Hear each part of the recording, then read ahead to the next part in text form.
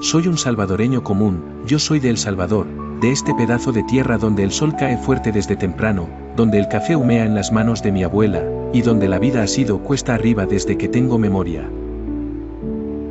Crecí escuchando historias de guerra en voz baja.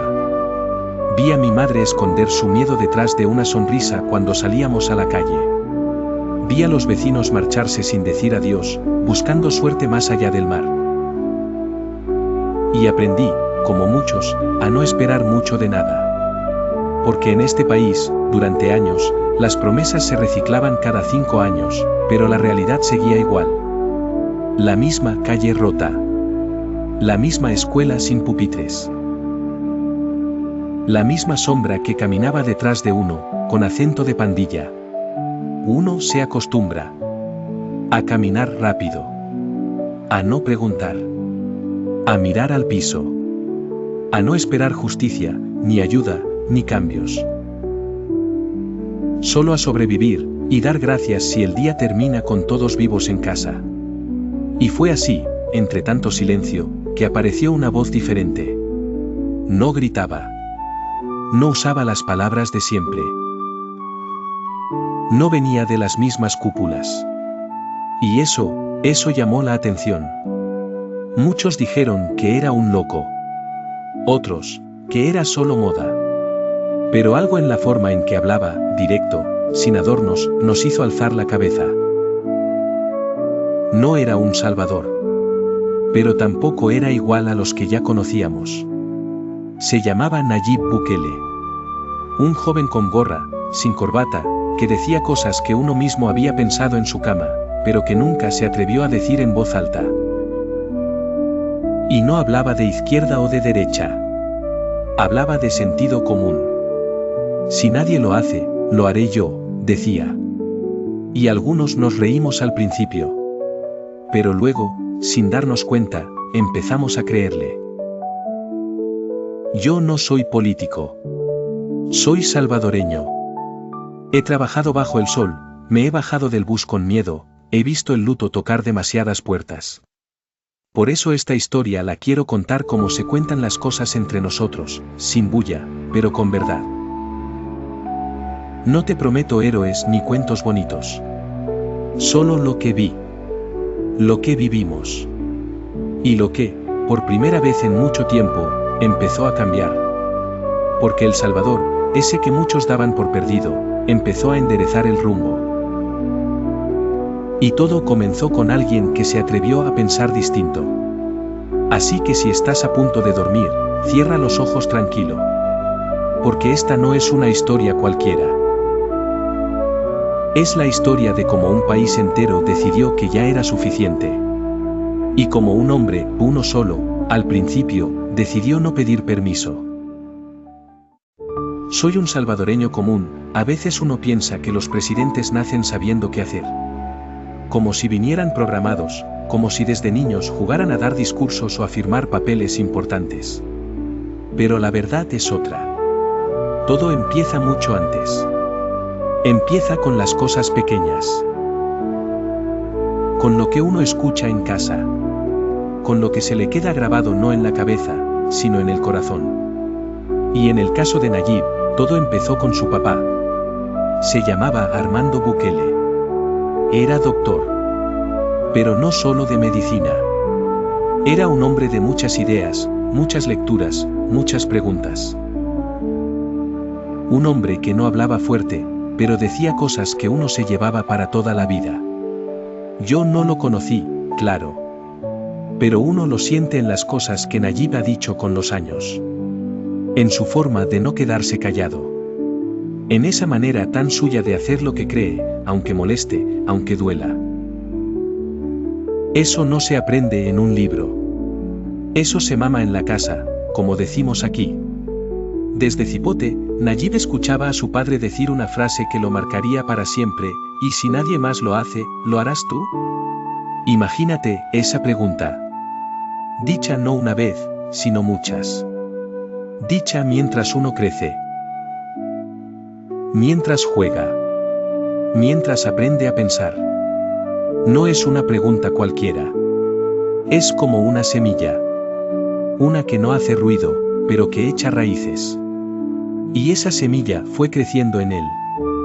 No con ambición. No con ganas de poder.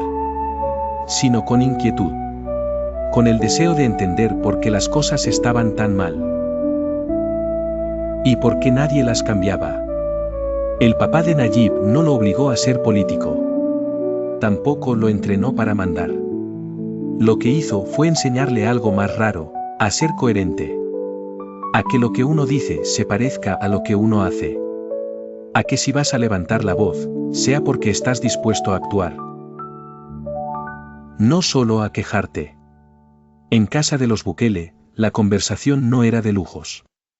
Era de libros. De historia. De justicia. De fe. Mientras otros niños escuchaban cuentos de hadas, Nayib escuchaba sobre filosofía islámica, sobre lucha social, sobre responsabilidad moral. No con palabras rimbombantes, sino con ejemplos simples. Ver a su padre ayudar sin esperar nada a cambio. Verlo trabajar incluso cuando nadie lo veía. Verlo vivir sin doble cara. Eso, contaba él después, fue lo que más lo marcó. Y es curioso, ¿sabes?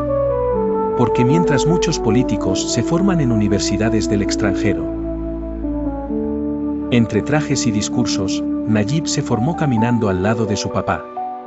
En el día a día. En las conversaciones sin cámaras. En los silencios que enseñan más que cualquier oratoria. Yo me acuerdo de esos primeros años en que se empezó a hablar de él. Cuando aún era un joven empresario.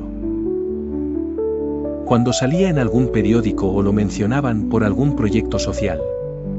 Decían que tenía ideas raras. Que no parecía político. Y quizás por eso, interesaba. Porque en un país donde casi todo se sentía fingido, él se mostraba sin filtros. Con errores, claro. Con carácter fuerte, también. Pero con una intención que se notaba auténtica. Y cuando hablaba de su papá, lo hacía con respeto, pero también con emoción. Como quien recuerda al maestro que más le enseñó, no en teoría, sino en la vida. La influencia de Armando Bukele no fue solo en el Nayib hijo. Fue en el Nayib ciudadano. En el que veía injusticia y no podía hacer como que no. En el que escuchaba excusas y se le encendía algo por dentro. Quizás por eso, cuando decidió meterse a la política, lo hizo de una forma distinta.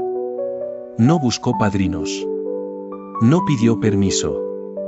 No entró por las puertas tradicionales. Entró como su papá le habría dicho, por donde nadie más se atrevía. Y con una idea muy clara en la cabeza, si nadie más lo hace, lo haré yo.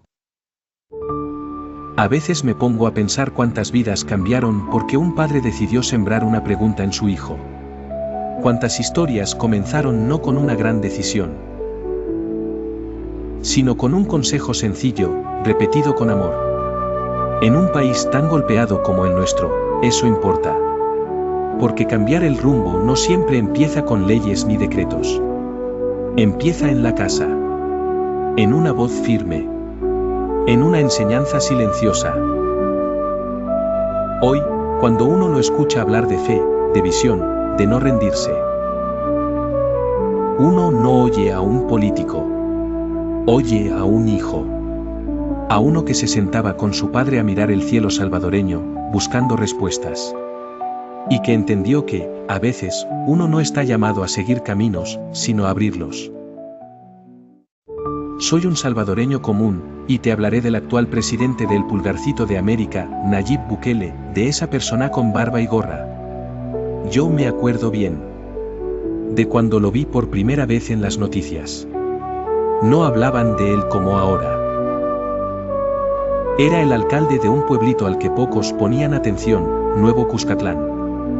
Una alcaldía que, para muchos, era invisible. Pero ahí estaba él. Sin corbata. Sin cara tiesa. Con una gorra y una libreta en la mano, caminando entre la gente como si fuera uno más. Y eso, para nosotros, era raro. Porque estábamos acostumbrados a políticos que llegaban en camionetas polarizadas, rodeados de guardaespaldas, que saludaban de lejos y hablaban como si vivieran en otro país. Pero Nayib no. Él escuchaba. Anotaba. Se ensuciaba los zapatos. La gente empezó a hablar. En las pupuserías, en las paradas de bus, en los talleres mecánicos. No es como los demás, decían. Hace cosas. No solo promete. Y sí, era cierto. En Nuevo Cuscatlán, donde antes no pasaba nada, empezaron a pasar cosas. Calles iluminadas. Programas para los jóvenes. Transparencia. Puertas abiertas. No era magia. Era voluntad. Luego vino la alcaldía de San Salvador. Y ahí ya no era un pueblo pequeño. Era la capital. Con todo lo bueno y todo lo complicado. Pero también ahí se metió de lleno. Y no fue fácil. Se le oponían desde todos lados. Le ponían trabas. Le cerraban puertas. Pero él seguía. Porque no había llegado a pedir permiso. Había llegado a trabajar. Eso lo decía mucho. Y lo decía claro, no vine a sentarme. Vine a transformar. Y yo, como muchos, veía todo eso con escepticismo al principio. Porque nos habían decepcionado tantas veces. Nos habían prometido tanto. Y nada cambiaba. Pero él tenía otra manera. Una forma de hablarle directo a la gente. A través de un celular. De un tuit. De una transmisión. No con discursos adornados. Sino con hechos. Con resultados. Y luego vino esa locura. Fundar su propio partido. Nuevas ideas. Muchos se rieron. ¿Un partido sin políticos? ¿Un movimiento en redes sociales? Eso no va a durar. Pero duró. Y creció. Y ganó. Y yo me acuerdo del día en que se supo que había ganado la presidencia. Fue como si algo se rompiera, pero para bien. Como si el país, de pronto, exhalara después de años aguantando la respiración. No era solo una victoria política. Era otra cosa. Era como si se abriera una puerta que todos creíamos cerrada. Y él, con su estilo directo, lo dijo sin vueltas, dicen que fue suerte. Pero yo creo en los hechos. Y sí, los hechos estaban en las calles. En los parques llenos otra vez. En las madres caminando sin miedo. En los niños jugando hasta tarde. No era perfecto, claro. Nada lo es. Pero era real. Y eso se sentía distinto. Porque Nayib nunca fingió ser alguien que no era. No cambiaba su forma de vestir para parecer más presidente. No hablaba con palabras vacías para llenar el silencio. Y no buscaba la aprobación de los de siempre. Él sabía que lo mirarían mal. Que lo criticarían por hacer las cosas diferente. Pero igual lo hacía. Porque no estaba actuando para los periódicos. Ni para los salones diplomáticos. Estaba actuando para la gente. Para los que vivíamos con miedo. Para los que ya no esperábamos nada. Y eso, quieras o no, se nota. En la mirada. En las decisiones. En los resultados. Yo no soy de creer rápido. Pero tampoco soy ciego. Y cuando vi cómo se empezaba a mover el país, cuando vi que las cosas no se quedaban en papeles, me dije a mí mismo, este no vino a calentar la silla. Este vino a cambiar las reglas. Y eso, aquí, nunca había pasado. Por eso te digo, lo que pasó no fue suerte. Fue decisión. Fue coraje. Fue una forma nueva de entender el poder. No como un privilegio, sino como una herramienta para servir. Y aunque a muchos les cueste entenderlo, aunque otros se resistan, la verdad es simple, Nayib no vino a pedir permiso. Y por eso las cosas empezaron a cambiar.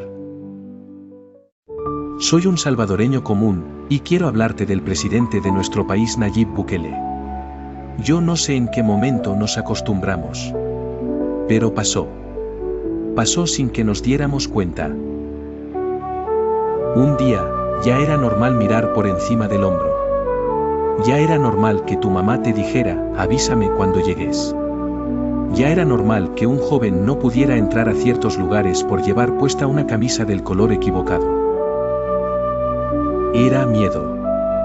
Miedo callado. Miedo acumulado. Miedo que no gritaba, pero te apretaba el pecho. Y lo peor es que parecía que así iba a ser siempre. Como si fuera parte del clima. Parte del aire. Uno crecía sabiendo que había zonas a las que no se entraba. Calles donde no se bajaban los vidrios. Colonias donde ni la policía quería entrar. Yo recuerdo que durante años, la rutina era mirar el celular al final del día. No para ver noticias, sino para asegurarse de que todos estuvieran bien. Y si alguien no contestaba rápido, la mente se te iba a lo peor. Era un país hermoso, sí. Pero lleno de cicatrices. Y de silencios. Y lo más duro era ver que los que tenían el poder no hacían nada. O hacían como que no veían. O nos decían que eso era normal para países como el nuestro. Es parte de nuestra realidad, decían. Hay que aprender a vivir así. Pero uno no tiene que aprender a vivir con miedo. Uno tiene que luchar para vivir con dignidad. Y fue ahí cuando empezó lo más difícil. Cuando Nayib dijo que iba a enfrentar de frente a las pandillas. Muchos no creímos. Porque otros ya lo habían prometido antes. Y no pasó nada. O peor, pactaron con ellos. A escondidas. A cambio de votos. Pero él lo hizo distinto. Y no fue fácil. Tomó decisiones duras. Cambió estructuras. Movió piezas que llevaban años sin tocarse. Se enfrentó a intereses oscuros que llevaban décadas cómodos. Hubo quienes dijeron que se estaba extralimitando. Que estaba cruzando líneas. Y quizás lo hizo. Pero lo cierto es que por primera vez, los que estábamos del otro lado del miedo empezamos a respirar. Yo lo sentí. Y vos también, estoy seguro. El cambio no vino de un día para otro. Pero fue claro. Las noticias dejaron de abrir con cifras de muertos. Los buses ya no se quemaban. Los comercios ya no cerraban por amenazas. Y los niños, por fin, podían jugar en la calle sin que sus mamás les gritaran "ya métete". Por supuesto que no todo fue perfecto. Ningún proceso lo es. Y hay cosas que aún se deben revisar, pensar, cuidar. Pero algo cambió. Y no fue solo en las cifras. Fue en nosotros. En la forma en que salimos de casa. En la forma en que miramos al vecino. En la confianza que, poco a poco, empezó a regresar. Porque cuando uno vive tanto tiempo entre sombras, llega un momento en que ya ni recordás cómo se ve la luz. Hasta que alguien prende el foco. Y entonces todo se ve distinto. Yo vi a personas mayores llorar en los parques. No por tristeza, sino porque por fin podían sentarse sin miedo. Vi a jóvenes que antes solo soñaban con irse, empezar a hablar de quedarse. Vi a mujeres caminando solas de noche, algo que antes era impensable. Y no era por casualidad. Era porque se tomaron decisiones. Porque alguien decidió no mirar para otro lado. Muchos de nosotros no sabíamos qué era vivir sin miedo. Y ahora que lo sentimos, aunque sea un poco, no queremos soltarlo. Yo no tengo todas las respuestas. Y sé que hay debates. Y opiniones. Pero también sé lo que vi, lo que viví, y lo que no quiero volver a vivir. Porque no se trata solo de seguridad. Se trata de dignidad, de libertad, de poder dormir tranquilo, de que los niños puedan jugar, de que la vida no sea una cuenta regresiva. Y eso, para muchos de nosotros, ya vale más que cualquier discurso. Por eso te lo digo, así, sin adornos. No podíamos seguir viviendo con miedo. Y alguien, por fin, lo entendió.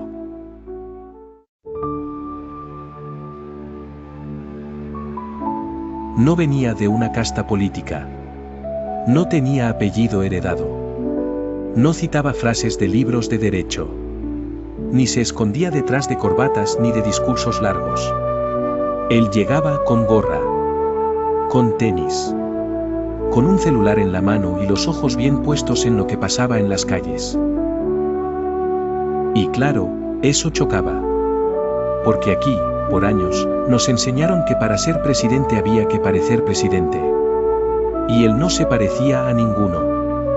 Pero, ¿sabes algo? Ahí estaba la clave. Porque Nayib nunca quiso parecerse a nadie. Ni a los que lo precedieron. Ni a los que mandaban desde escritorios forrados en caoba. Ni a los que hablaban en tonos que nadie entendía. Él hablaba claro. Sin rodeos. Como hablamos aquí. Con palabras que no suenan a teatro. Y eso, al principio, incomodó. Molestó a muchos. Porque era como poner un espejo frente a una sala de mármol, se notaba la diferencia. Pero él no se detuvo. Siguió caminando con el mismo paso. Haciendo las cosas a su manera. Unos le decían rebelde. Otros, populista. Pero mientras tanto, él seguía haciendo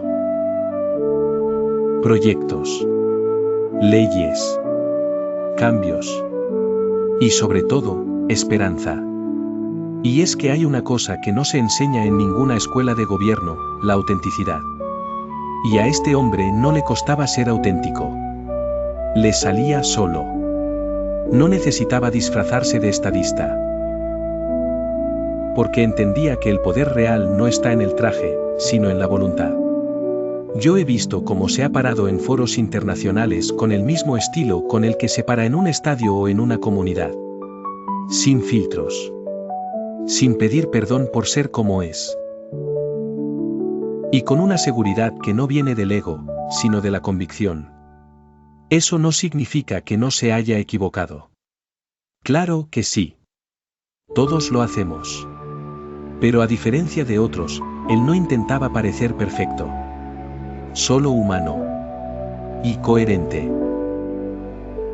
¿Te arrepentís de algo?, le preguntan a veces. Y él dice que no. No porque no haya hecho cosas difíciles, sino porque todo, hasta lo más duro, fue parte del camino. Y eso también es importante. Porque aquí estamos acostumbrados a líderes que se maquillan después de fallar. Que borran tweets, que rehacen discursos, que niegan lo que todos vimos. Pero él no. Lo que hace, lo asume. Lo defiende. Y si hay que explicarlo, lo explica. No quiere caer bien. Quiere hacer bien. Y eso, es más raro de lo que debería. Hoy, muchos aún no lo entienden. Y quizás nunca lo harán.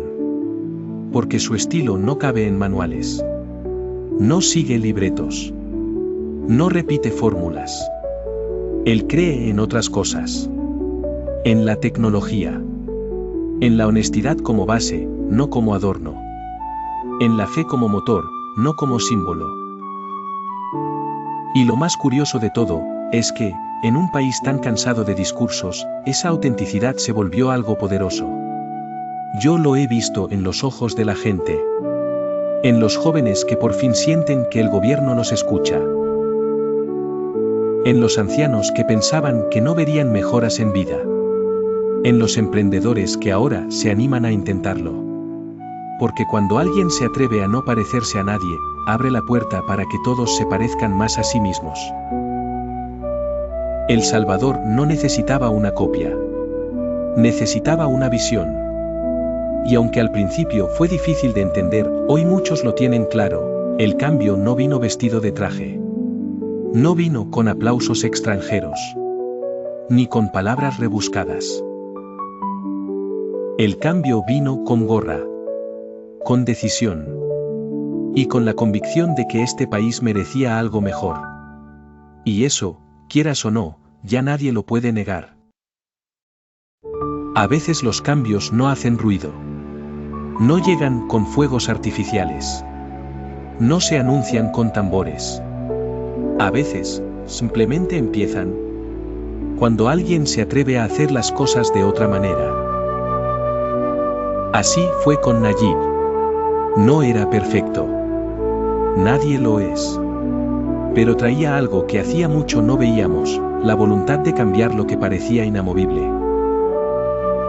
Y lo hizo con sus formas. Con su estilo. Con errores, sí. Pero también con una claridad que a muchos les incomodó, y a muchos otros, les devolvió la esperanza. Porque El Salvador no necesitaba solo obras. Necesitaba creerse posible. Creerse futuro. Creerse país. Y en estos últimos años, por primera vez en mucho tiempo, algo se movió dentro de nosotros. La gente empezó a mirar distinto. A hablar de volver. A soñar con quedarse. A imaginar un futuro aquí. Donde antes solo había planes para irse. Quizás no todos entienden lo que pasó. Quizás algunos nunca lo acepten. Pero lo cierto es que esta generación, la nuestra, fue testigo de algo grande, la ruptura de un ciclo. El fin de una resignación. El comienzo de otra forma de hacer país. Y eso, para un pueblo como el nuestro, vale más que cualquier medalla. Porque venimos de lejos. De décadas de abandono. De gobiernos sordos. De calles rotas, cuerpos rotos, sueños rotos. Y hoy, poco a poco, vamos remendando. No con milagros. No con varitas mágicas. Sino con pasos firmes. Con decisiones fuertes. Con visión. Yo no sé cómo será el futuro. Nadie lo sabe. Pero sí sé una cosa, no será igual que antes. Porque ya no somos los mismos. Porque aprendimos a exigir. A participar. A no quedarnos callados. Y eso, en buena parte, lo aprendimos al ver a alguien que tampoco se calló.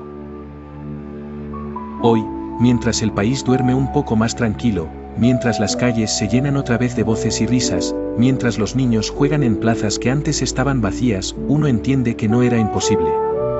Solo hacía falta valor. Y ahora, que tus ojos se cierran y tu cuerpo se rinde al descanso. Deja que esta historia se quede contigo. No como una lección, sino como un susurro. Como una promesa suave de que las cosas, incluso las más difíciles, pueden cambiar. Porque si una sola persona decide hacerlo distinto, todo puede comenzar de nuevo. Y en este rincón del mundo, eso ya pasó. Por favor no olvides dejar tu like, suscribirte y compartir. Buenas noches. Y que descanses tranquilo. Porque mañana, El Salvador seguirá despertando distinto.